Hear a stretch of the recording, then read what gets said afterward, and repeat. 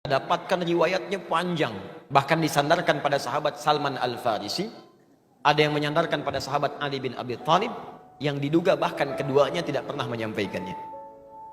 Apa kalimatnya? Atakum syahrun Ramadan, atakum syahrun Ramadan, telah tiba bulan Ramadan. Kemudian yang paling menarik, awaluhu rahmah, awalnya adalah rahmat. Wa awsatuhu maghfirah, pertengahannya itu penuh dengan ampunan Allah Subhanahu wa taala, maghfirah. Kemudian wa akhiruhu itqum minan nar, akhirnya pembebas dari neraka. Maka kemudian adalah orang yang membagi Ramadan ke dalam 3 bagian, sehingga menyebutkan 10 hari pertama rahmat, 10 hari kedua khusus maghfirah, ampunan Allah Subhanahu wa taala, dan 10 hari ketiga ada peluang dibebaskan dari api neraka. Pernah mendengar ungkapan ini? Nah, hadis ini diteliti oleh para pakar hadis, ahli-ahli di bidang hadis, dan menyimpulkan bahwa hadis ini bermasalah. Bahkan derajatnya ada yang menemukan bahwa sampai ke derajat hadis palsu, hadis maudhu. Tingkat dhaifnya tinggi. Paling minimal kata para ulama statusnya semi palsu. Semi palsu, hadis matruk.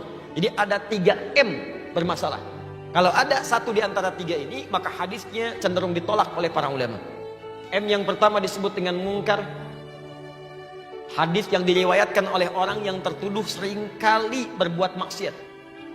Dia meriwayatkan hadis tapi terlihat suka berbuat salah. Ada yang mabuk, ada yang berselisih, maka hadisnya diingkari oleh para ulama. Ada yang kedua disebut dengan matruk namanya. Matruk, bukan sekedar diingkari, ditinggalkan. Nah, orang ini seringkali berbicara dusta, sehingga tidak bisa dibedakan mana dusta, mana hadis yang keluar dari lisannya. Dan yang ketiga, ini yang paling tinggi, disebut dengan maudhu'. M yang ketiga, maudhu', yaitu hadis yang sengaja dipalsukan dan diatasnamakan pada Nabi SAW. Di antara golongan hadis maudhu', bahkan minimal matruk, adalah hadis yang menyebutkan awal pertama Ramadan rahmat, pertengahannya maghfirah, dan ujungnya pembebas dari neraka. Apa indikasinya? Satu, ini bertentangan langsung dengan hadis-hadis Nabi yang lain, yaitu yang sahih.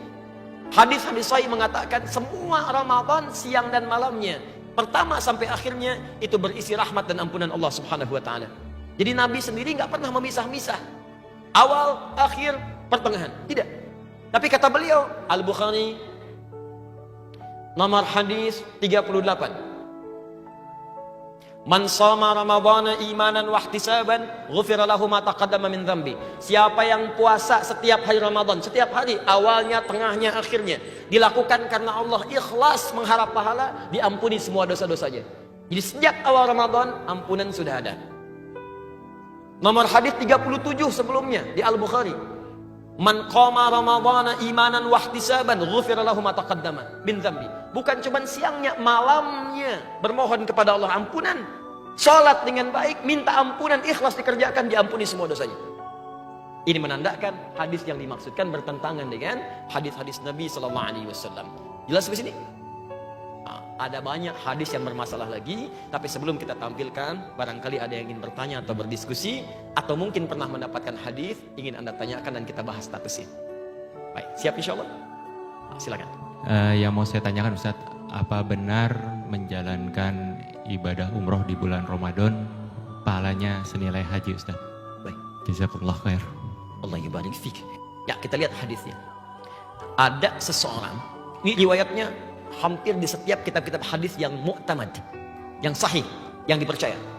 Ada seorang yang ditanya oleh Nabi, kenapa kamu tidak berhaji tahun ini? Kata orang ini, ya Rasulullah, saya nggak punya kemampuan berhaji. Sebab yang pertama, ada yang mengatakan ada yang saya rawat di rumah, saya nggak bisa tinggalkan. Yang kedua, riwayat mengatakan, ya Rasulullah, saya punya kesibukan di bulan-bulan ini, nggak bisa saya tinggalkan. Kata Nabi, kalau tak mampu kamu berhaji di bulan-bulan haji, maka berangkatlah umrah di bulan Ramadan, karena pahalanya senilai dengan haji. Pahalanya senilai dengan haji. Bukan dia sudah haji. Awas, jangan salah menyimpulkan. Jangan karena Anda nunggu kuota lama-lama, kita haji aja di bulan Ramadan yuk. Itu salah menyimpulkan. Ya. Jadi tidak ada haji di bulan Ramadan, yang ada pahalanya senilai haji. Kenapa pahalanya dinilai berlipat senilai haji? Karena perjuangan orang umrah di Ramadan, itu perjuangannya lebih daripada biasa. Persis seperti orang haji berjuang. Coba lihat orang haji berjuang. Fisiknya Ya, dari mulai wukuf ke Muzdalifah cari batu, sampai lontar, sampai jalan begitu panjang, fisiknya terkuras. Maka persis seperti orang puasa kemudian umrah. Dari mulai tawaf, dia kemudian naik turun sa'i, sampai semua dikerjakan dalam keadaan menahan lapar dan haus. Maka itu yang melipat gandakan pahalanya. Allah Ta'ala a'lam bishawab. Ada yang lain? Assalamualaikum warahmatullahi wabarakatuh. Waalaikumsalam warahmatullahi wabarakatuh. Ustadz, mungkin ini agak tidak terlalu berkaitan secara langsung dengan hadis, tapi berkaitan dengan puasa dan membersihkan hati. Baik. Bulan Ramadan itu kan memang bulan yang penuh berkah, dan kita memang saatnya kita buat membersihkan hati gitu. Nah, sebelum memasukinya aja kalau bisa kita saling memaafkan satu sama lain gitu. Bagaimana Ustadz apabila kita kan manusia biasa, kita punya rasa kecewa, punya rasa sakit hati yang kadang-kadang susah buat kita hapuskan gitu. Bagaimana supaya kita bisa menjadi orang yang ikhlas, bisa melupakan, bisa memaafkan, karena kan kodratnya manusia pasti gampang lah buat sakit hati, marah dan sebagainya.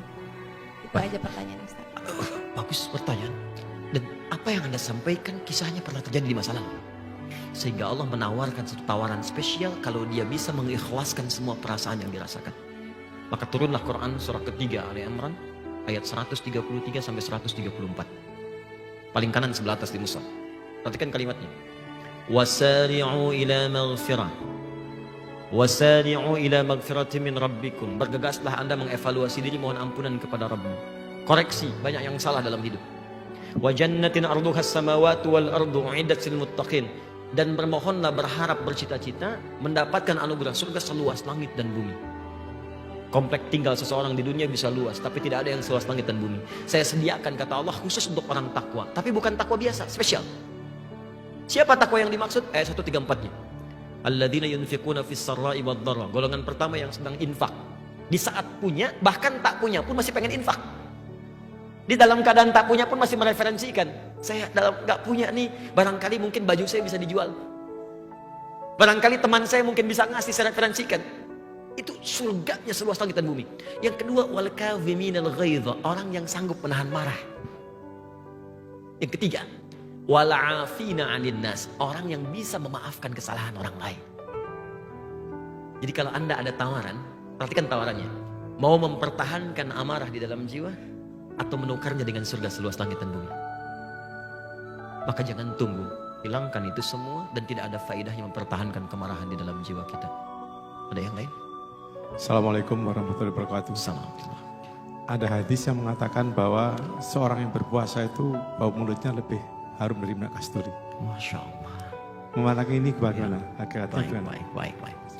Itu ada di kitabnya Imam Al-Bukhari, di Kitabus Siyam, nomor hadis yang pertama, posisinya paling kanan sebelah bawah. Ya. Redaksinya, la khulufu famis shaimi atyabu. Awas, yaumal qiyamati min rihil miski.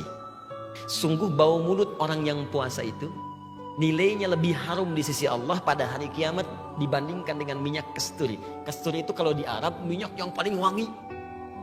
Orang mengatakan baru dibuka belum dipakai udah wangi katanya. Ini ada orang yang bau mulutnya lebih wangi dibandingkan minyak kasturi. Siapa itu? Adalah bau mulutnya orang yang puasa. Tapi apa yang dimaksud di hadis itu? Apakah diartikan jangan pernah sikat gigi? Yang dimaksud hadis ini adalah, kata para pakar hadis, yang dimaksud adalah makna majazi. Karena orang puasa itu menjaga lisannya dari perbuatan maksiat. Dia tidak bergibah, dia tidak mencela orang, dia tidak menghina orang, dia tidak berbuat yang kotor. Nah, semua nilai itu wangi di sisi Allah karena mendatangkan pahala. Allah Ta'ala a'lam bishawab. Ada yang lain? Bismillahirrahmanirrahim. Assalamualaikum warahmatullahi wabarakatuh. Assalamualaikum warahmatullahi wabarakatuh. Ustadz, saya mau bertanya, apakah benar ada hadis untuk orang yang lupa makan dan minum saat berpuasa? Dan apakah boleh diteruskan? Ada orang yang saat puasa lupa, lantas makan. Makan, begitu habis, lupa saya sedang puasa kan? Bagaimana status yang seperti itu? Itu sama di Al-Bukhari, ada di Kitab As-Siyam, halaman 43. Ya paling kiri di pertengahan hadisnya. Bahkan dituliskan, babu so'imi idza nasya fa'akala wa syariba, bab orang puasa yang lupa lantas kemudian makan dan minum. Maka apa kalimat Nabinya SAW pada masa itu? Kata Nabi, idza nasya ahadukum, bima ma'na, kalau kalian lupa sedang berpuasa, fa'akala wa syariba, kemudian makan dan minum, falyutimma shaumahu fa innahu at'amahu Allah Ta'ala wa saqah. Maka kalau Anda dalam status lupa, silahkan teruskan puasanya. Jadi Anda sedang puasa, tiba-tiba tengah siang hari jam 1 makan, kemudian minum. Setelah selesai lupa. Kata Nabi, teruskan puasanya. Puasanya tidak dianggap batal karena yang memberikan makan dan minumnya Allah Subhanahu wa Ta'ala. Tapi ini yang dimaksud bukan pura-pura lupa. Malam-malam berdoa dalam tahajud, ya Allah jadikan aku besok lupa. Tidak ya. Yang dimaksud ini normal, tiba-tiba lupa begitu saja. Ya. Jelas ya? Baik, Allah Ta'ala alam bis-shawab. Itu barangkali yang disampaikan. Terakhir, awas hati-hati, ada orang yang mengisi puasanya dengan banyak tidur. Bis tarawih tidur, bis subuh tidur, ke kantor cari musola tidur, tidur lagi, ya. Nah ini terjebak hadis palsu. Hadis yang berbunyi niyamus shaimi ibadatun. Tidurnya orang puasa itu ibadah. Itu hadis palsu. Hadis palsu. Hadisnya palsu. Karena bertentangan dengan esensi puasa. Orang puasa itu banyak beraktivitas, bukan banyak tidur. Kalau orang tidur nggak ada amalan, sedangkan Nabi mengajak orang banyak beramal. Maka cukuplah itu dalil menjadikan apa yang disampaikan dianggap sebagai hadis palsu. Baik teman-teman sekalian, penting untuk kita mengetahui bahwa semua amalan kita mesti bersandarkan pada ketentuan dalam syariat, tuntunan dari Al-Quran dan pedoman dari Nabi SAW. Tapi juga kita mesti teliti untuk membaca hadis-hadis Nabi, karena tidak semua yang dikatakan bersumber dari Nabi statusnya dianggap benar dari Nabi SAW. Semoga Allah menerima puasa kita, menerima semua amalan kita, membebaskan kita dari hal-hal yang tidak kita pahami, dan memberikan pemahaman terbaik untuk mengantarkan kita ke surga.